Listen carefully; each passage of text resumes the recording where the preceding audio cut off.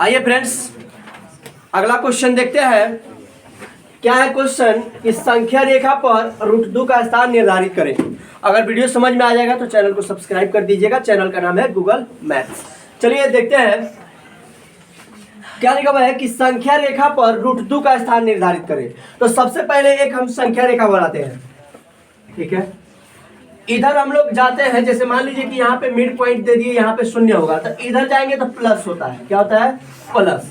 जैसे 1 हो गया, यहाँ पे 2 हो गया, 3 हो गया, 4 हो गया, इस तरह के नंबर जाते हैं।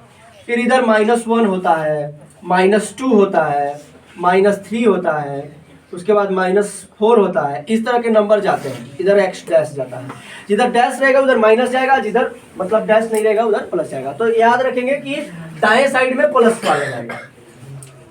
अब देखिए दोस्त, यहां से यहां तक का डिस्टेंस जो है वो 1 है, ठीक है। अब फिर मैं 1 को ऊपर लेता हूं। अब यहां से यहां तक का डिस्टेंस जो है वो भी कितना है? 1। यानी कि इन दोनों के बीच की भी दूरी कितना है? 1। अब हमको √2 का स्थान निर्धारित करना है, तो इसे हम ऐसे मिलाना पड़ेगा, यानी कि विकर्णवत हमको मिलाना पड़ेगा। अब हमने क्या किया, डॉटेड लाइन से इसको भी मिलाया और इस तरह से एक वर्ग का रूप दिया, ठीक है। अब एक वर्ग का रूप दे दिया तो आप जानते हो कि ये 1 है और ये 1 है, यानी कि ये आधार है और ये लंब है, तो ये बीच वाला जो होगा ये कर्ण हो जाएगा, ठीक है। मान लीजिए कि इसको हम संकेत के तौर पर O देते हैं, इसको A देते हैं, इसको B देते हैं, ठीक है। तो आपको समझ में आ रहा होगा कि AB जो है, AB की लंबाई जो है 1 है और ये है लंब, है कि नहीं। नीचे OA जो है, OA उसकी लंबाई जो है वो भी 1 है और वो है आधार, ठीक है।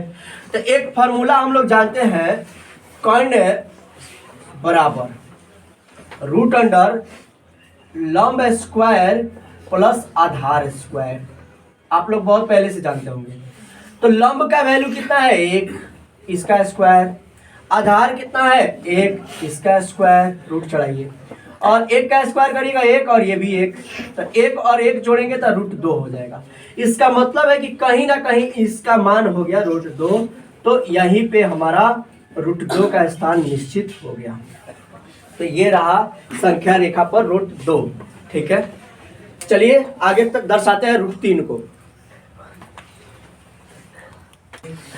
आइए दोस्त, अब संख्या रेखा पर √3 का स्थान निर्धारित कर रहे हैं कि √3 को कैसे दर्शाएंगे। जैसे अभी √2 को दर्शाए थे तो उसी प्रकार से √3 को भी दर्शा सकते हैं, ठीक है।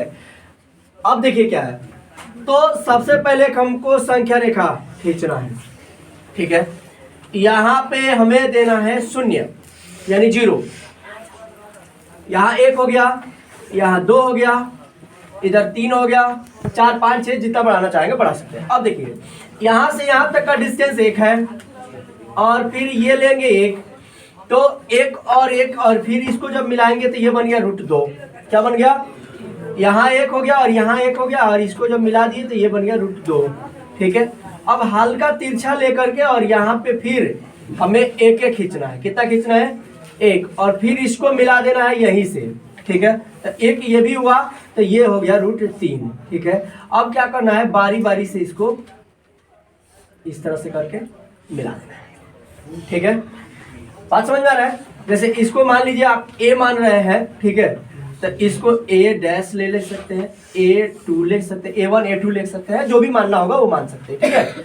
तो इस तरह से हम लोग संख्या रेखा पर √3 का स्थान निर्धारित किए। √5 का भी कर सकते हैं। अगर √5 का भी करना होगा, ये √3 का हो गया। अगर 5 का करना होगा तो एक बार ऐसे बढ़ाएंगे तो ये 4 के लिए हो गया, एक बार ऐसे बढ़ाएंगे तो ये 5 के लिए हो गया, एक बार ऐसे बढ़ाएंगे तो ये 6 के लिए हो गया, एक बार ऐसे बढ़ाए तो ये 7 के लिए हो गया, एक बार ऐसे बढ़ाए तो ये 8 के लिए हो गया, इसके लिए एक बार और बढ़ाए तो ये 9 के लिए हो गया, इधर बढ़ाए तो ये 10 के लिए हो गया, ये बढ़ाए 11 के लिए हो गया।